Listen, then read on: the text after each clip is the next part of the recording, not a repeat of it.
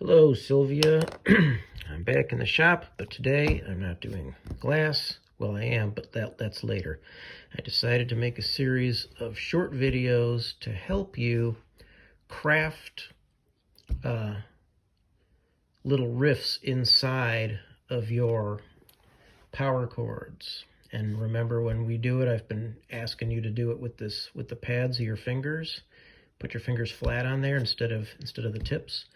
This will explain why. This is a technique that I call chord box. I'm not a music theory guy. I'm just a guy who plays guitar. But this is a technique that I use to build bass chords or bass lines inside of guitar chords, and it works actually for little lead stuff.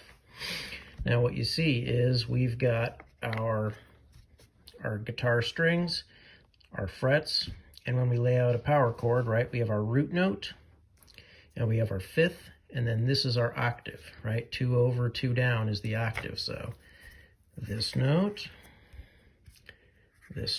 they're actually the same note. This note is our fifth. So a power chord is perfect fifth, just those two. If I put the pad of my finger across this, I'm playing both of those.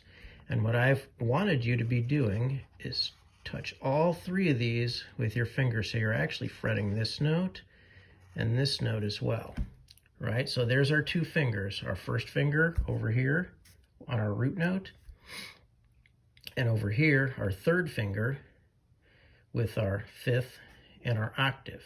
And when we do our lift off, we pick this finger up and we're fretting these 1, 2, 3.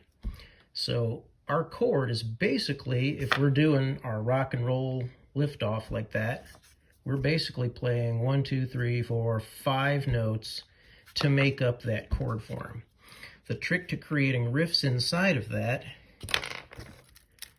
is we can use this note here as what we call a passing note, and also this note here.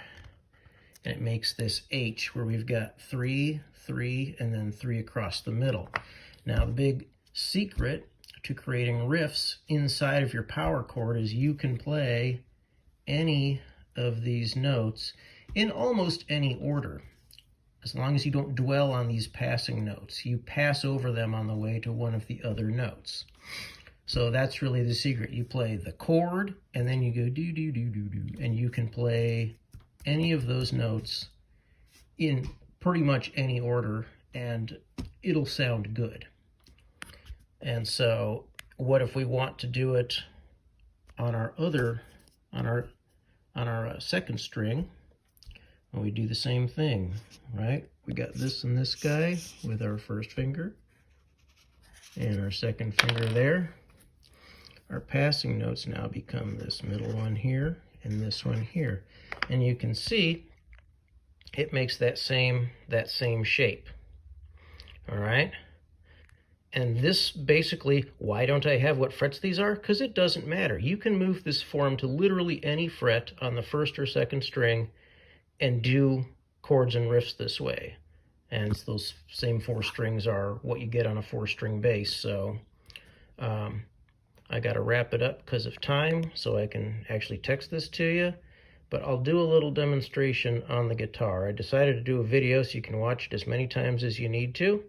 And I guess let me know if you got any questions.